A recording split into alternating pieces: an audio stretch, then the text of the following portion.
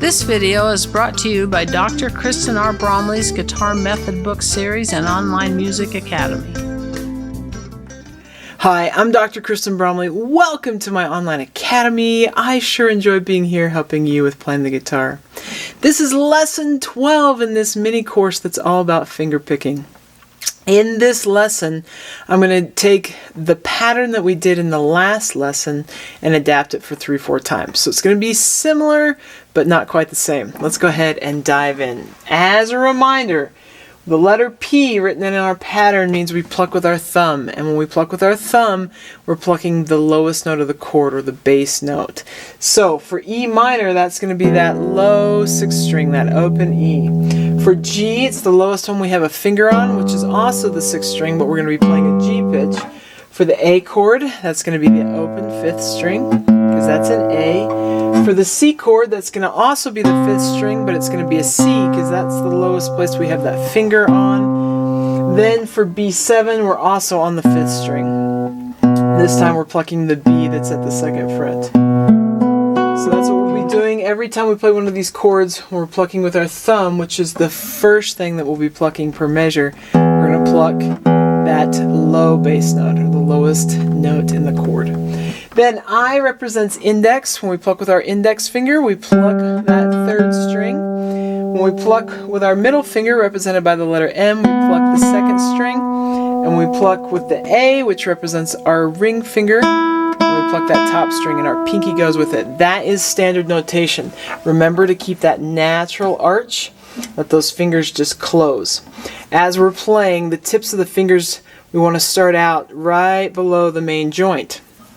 If they're out far, we're going to be stuck, unable to sweep through. So with the tips of the fingers to be able to sweep through, we're plucking on that inside, sort of not right on top the tip, but sort of on the inside part of that tip, just a little bit to the inside there. Inside being closer to us. So our wrist is turned maybe just a little bit towards us. Okay, let's look at this pattern. So we have thumb, index, middle, and ring are going to go at the same time. They're over the same rhythmic value, then index. So we've done that before in the last couple lessons, that P, I, M, A, I. So that should be completely familiar. Then we're just going to go ring, middle. Thumb, index, middle, and ring, index, ring, doing this with an E minor chord to warm up, because we don't have to worry about the left hand. It can be off. The 2 notes that we play with the left hand, we don't actually pluck those strings in the finger picking pattern, so we're okay. Just getting comfortable. P, I, M, A, I, A, M. If you did the last lesson, it might feel just a little bit strange, because you're not finishing it out. You're cutting off the last 2 notes. So you want to get comfortable with that. 1 and 2 and 3 and 1 and 2 and 3 and P, I, M, A, I, A, M.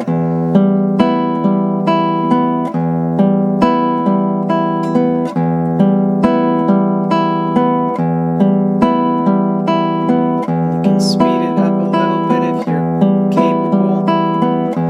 So work on that until you get it. Once you get it, we're ready to stick it into a chord progression.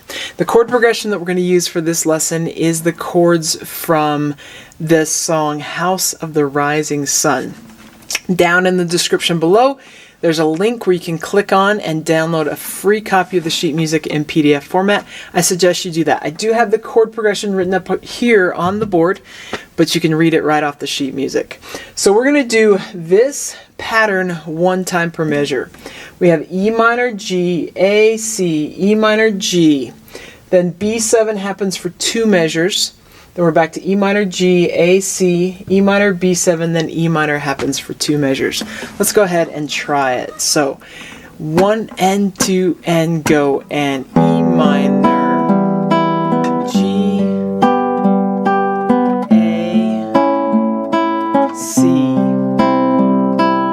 E minor, G, B7, E minor, G, A, C, E minor,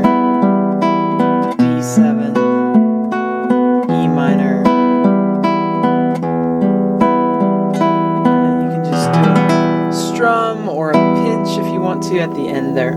Okay, so now that we've got the chords down, let's actually take a look at the melody. And as we've done in these previous lessons where there's a melody, you can pluck with your thumb, you can sort of alternate thumb and index, or the thumb and the fingers, alternate index and middle or one of the other finger combinations. As you alternate, it's not going to be about which string you're on when we're playing melodies. It's just about keeping sort of the pattern going and switching strings. Whereas when we're doing the finger picking patterns like this, we're actually assigning fingers to strings. But as I play through this, I'm going to sing the melody. That's a great thing to do. I say this a lot, but it can help us learn to sing the melody.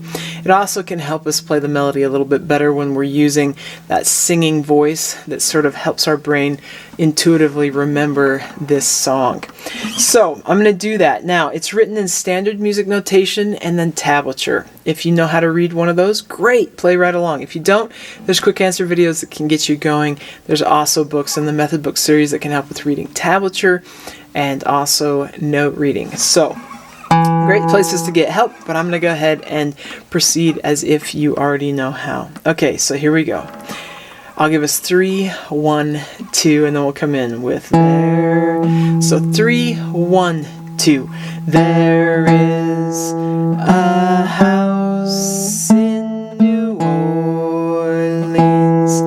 They call the rising sun. 1, 2. It's been the ruin of many poor boy, and oh, he knows he's won. Change the lyrics there since I'm not a boy. I didn't want to sing about it. Though some people sing as their girl. A lot of these folk songs are sung from first position anyway, sort of as a narrator, so it doesn't matter gender-wise. And then some people will actually change it to match their own gender. Okay, go ahead and put these two together. If singing this song, it's a teeny bit low. It's low for me, but if it's not in your range, you can use a capo and put the sheet music into a range using the same chords and the same finger picking pattern. So you can do that if you'd like to. I'm going to go ahead and do it in the key that it's written in. I choose these keys sometimes for the chords that we'll be playing that just work great rather than what works best for my voice. But if you'd like to, you can get a capo, or if you already have a capo, you can do it in a different key using that capo. And if you don't know how, you can check out the quick answer video that gets you going on capos. Okay, here we go. We're going to go about here. P-I-M-A-I-A-M. So got that tempo. 1 and 2, and there is a house in New Orleans. They call the rising sun. It's been the ruin of many poor boy, and oh, he knows he's won. Just like that. Okay, I hope that helps. And that wraps us up for this lesson. It's so fun. I love doing finger picking. I love the sound of it. I love the feel of it. I love playing solo style in the finger style as well. So in the next lesson, so in lesson 13, we're going to work on some pinching in the finger picking pattern. So it's going to be great. It's going to be fun. Keep at it, and I'll see you next time. If you found this video helpful, please hit the like button and subscribe to the channel. For more in-depth lessons and to progress through a free guitar course, check out my Guitar 101 series on YouTube and my guitar method books, which all come with access to hours of in-depth video lessons. You can find more information about me and my products at kristenbromley.com. Take care.